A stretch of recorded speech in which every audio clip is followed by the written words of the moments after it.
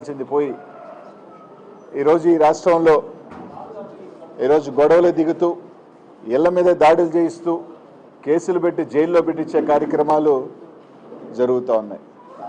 అధికారంలోకి వచ్చిన తర్వాత మేము ఏం మంచి చేశామని చెప్పుకునే పరిస్థితి ఒకటి కూడా లేదు. పలాన్ని మంచి చేశాం, పలాని సంక్షేమం చేశాం, పలాని అభివృద్ధి చేశాం. ఏదైనా చేస్తుంటే గత ప్రభుత్వంలో జగన్మోహన్ రెడ్డి గారు చేసిన ఈ ఎన్నికలు అయిపోయిన తర్వాత వాటికి రిబ్బన్ కట్టింగ్లు చేసి దాన్ని మైలేజ్ తీసుకోవటం తప్ప తాను మొదలుపెట్టి ముగించింది ఏంది అంటే శూన్యం. సంక్షేమం ఏంట్రా అంటే శూన్యం. ఈ రాష్ట్రాన్ని అభివృద్ధి ఏ విధంగా దిశగా తీసుకెళ్తున్నాము అంటే దాడులు చేయించడం, నోరెత్తిన వాళ్ళ మీద కేసులు పెట్టించడం, జైల్లో పెట్టడం, ఇదే కార్యక్రమం జరుగుతూ ఉంది. ఈరోజు కాపు నాయకులైన రాంబాబు మీద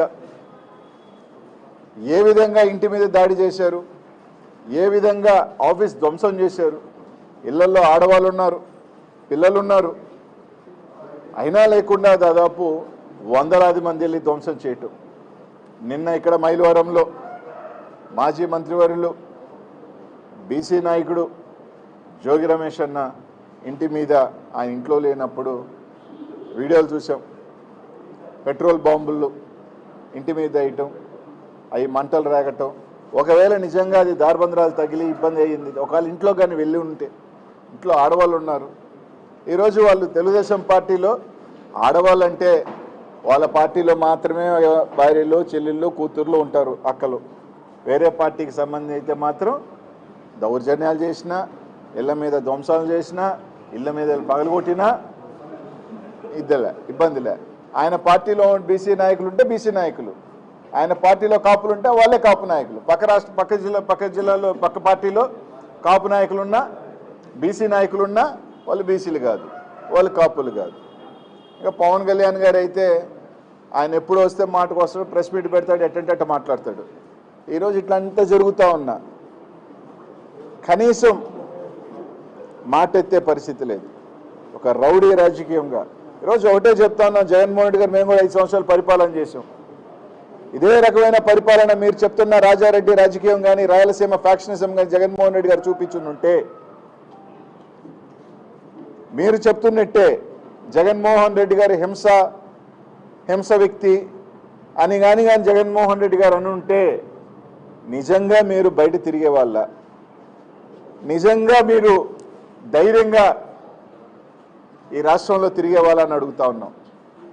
ఈరోజు అధికారం ఉంది, మీకు అధికారం ఇచ్చింది ప్రజలు, మంచి చేయను సరే, అది ఎట్టా చేసే పరిస్థితి లేదు, సంక్షేమం లేదు, అభివృద్ధి లేదు. సరే ఇంక మేము ఏమైనా చేస్తాం, మేము ఇలాగే మాట్లాడితే కేసులు పెడతామంటే పర్లా, ఇంక 3 సంవత్సరాలు ఉంది, అధికారం ఉంది, రైట్. ఎన్ని కేసులు పెడతారో పెట్టుకోండి, ఎన్ని దాడులు చేస్తారో చేసుకోండి. మీరు ఎంత బంతిని గోడకేసి కొడితే బలంగా వెనక్కి అలాగే వస్తుంది. 2029లో ఈ రాష్ట్ర ప్రజలు తీర్పిస్తారు. ఇదే విధంగా కానీ మీరు కొనసాగితే తప్పకుండా ఇంతే రెట్టింపుతో మీకు కూడా బలంగా ఇలాంటివే ఇంతకన్నా పెద్ద ఎత్తున జరుగుతాయి. అక్కడ చంద్రబాబు నాయుడు గారు వయసు పెరిగిపోతూ ఉంది, ఆయన కొడుకు ఇంక చెప్పనే అక్కర్లే. ఏమన్నా మాట ఎత్తితే పోలీసులను అడ్డు పెట్టుకోవటం, ఏమన్నా అంటే రండి ఏమైనా చేస్తామని మాట్లాడుతున్నారు తెలుగుదేశం నాయకులు. అది మళ్ళీ చెప్తా ఉన్నాం, పోలీసుని పక్కన పెట్టి ఈ కేసులు, అరెస్టులు ఇవన్నీ పక్కన పెట్టి వైఎస్ఆర్ కాంగ్రెస్ పార్టీ, తెలుగుదేశం పార్టీ తేల్చుకుందామా అంటే దానికని సిద్ధం అంటే చెప్పండి, సిద్ధం. మీరు అన్ని పక్కన పెడదాం, అంతేగాని 100 మందిని పోలీసులు తీసుకొచ్చి కేసులు పెట్టి రాత్రి కాదు. పోలీస్ వ్యవస్థను పక్కన పెట్టి రండి, మీరిళ్ళ మీదక, మా ఇళ్ళ మీదక, ఎవరిళ్ళ మీదకైనా సిద్ధమే దేనికైనా. మీరు అనుకుంటున్న ఎవరు ఫ్యాక్షనిస్ట్లా, ఎవరు తెగిస్తే అందరూ ఎవరికి ఎవరేం కాదు, డిసైడ్ అయిన తర్వాత ఎవరైనా కానీ మంచి రాజకీయం కాదు. జగన్మోహన్ రెడ్డి గారు గత 5 సంవత్సరాలలో కూడా మేము ఎప్పుడు కూడా ఇట్లాంటి రాజకీయాలు చేయలేదు. జగన్మోహన్ రెడ్డి గారు ఎప్పుడూ చేయలేదు. అది మంచి చెప్తున్నాం. ఇదే విధంగా కానీ కొనసాగితే దీనివల్ల ఎవరినో భయపడిపోతాము, దీనివల్ల ఏదో మేమేదో తోకలు ముడిచిపోతాము, ఏదో వెనక్కి వెళ్ళిపోతాము అంటే అది జరగదు. మీరు చేసే కొద్దీ వైఎస్ఆర్ కాంగ్రెస్ పార్టీ కార్యకర్తలు ఇంకా రోడ్డు మీదకి వస్తారు. మీరు చేసే కొద్దీ రెచ్చగొట్టే కొద్దీ ఇంకా ధైర్యంగా ఈరోజు ముందుకు వస్తారు. ఎవరు ఇక్కడ బీసీ నాయకులు కానీ కాపు నాయకులు కానీ ఇంకెవరి నాయకులు మీరు భయపడితే బెదిరిపోయేదానికి ఎవరు సిద్ధంగా లేరు. వైఎస్ఆర్ కాంగ్రెస్ పార్టీ ఖచ్చితంగా అందరికీ వైఎస్ఆర్ కాంగ్రెస్ పార్టీ ప్రతి నాయకుడికి కార్యకర్తకి అండగానే ఉంది. ఈరోజు జోగి రమేష్ అని కానీ రాంబాబు అన్నకు కానీ తప్పకుండా జగన్మోహన్ రెడ్డి గారు అండ పార్టీ అంతా అండగా ఉంటుంది. ప్రజలు కూడా చూస్తూ ఉన్నారు ఏం జరుగుతుంది ఏందనేది. తప్పకుండా బుద్ధి చెప్పే రోజు దగ్గరలోనే ఉంది. మహా అంటే ఇంకా 3 సంవత్సరాలు రైట్ 3 years మీకు నచ్చింది చేసుకోండి, కేసులు పెట్టుకోండి. ప్రతి ఒక్కరికి కూడా ఒక ఎక్స్పైరీ డేట్ ఉంటుంది. ప్రతి ఒక్కరికి కూడా ఒక ఎక్స్పైరీ డేట్ ఉంటుంది. మీ ఎక్స్పైరీ డేట్ 2029. కాబట్టి అంత లోపల నచ్చింది చేసుకోండి, పెట్టుకోండి. అందరి మీద కేసులు, జైళ్ళు ఏం చేసుకోవాలి. కానీ ఇళ్ల మీదకి వచ్చే సంస్కృతి మాత్రం ఖచ్చితంగా ఇది మంచి పద్ధతి కాదు. ఇళ్లలో ఆడవాళ్ళు ఉంటారు, మహిళలు ఉంటారు, వాళ్ళకి రాజకీయాలు అంటే సంబంధం లేని వ్యక్తులు, పసిబిడ్డలు ఉంటారు. జరగరాంది జరిగితే ఎవరు బాధ్యత వహిస్తారు? అన్నారో లేదో తెలియదు కానీ ఒక మాటకి రాష్ట్రం అంతా తిరిగి కన్నీళ్ళు పెట్టి తిరిగారు మీరు. అది అన్నారో లేదో తెలీదు, నిజం అబద్ధమో తెలియదు, కానీ ఒక చిన్న మాటకి అది తప్పైనా ఒప్పైనా దానికి మీరు రాష్ట్రం అంతా తిరిగారు కదా. ఈరోజు అదే మహిళలు కదా ఈ పార్టీలో కూడా ఉన్నారు, అదే మహిళలు కదా ఈరోజు ఇళ్లలో ఉన్నారు. మనుషులు లేని టైంలో నేను రమేష్ అన్న ఇంట్లో లేడు, తిరుపతిలో ఉన్నాడు. ఈరోజు ఇంట్లో మీదకి దాదాపు ఒక 100 మంది గుంపు మగోళ్ళు వచ్చి ఆ విధంగా పెట్రోల్ బాంబులు వేసి యాసిడ్లు వేసి మంచి పద్ధతి కాదు. తప్పకుండా అందరూ మూల్యం చెల్లించుకుంటారు. ఎవ్వరూ ఏమీ అతీతులేం కాదు. ప్రతి ఒక్కరూ తప్పకుండా మూల్యం చెల్లించుకోవాల్సిన రోజు దగ్గరలోనే ఉంది. దాడిలో టీడీపీ వాళ్ళు పాల్గొన్నారని చాలా క్లియర్గా కనిపించింది.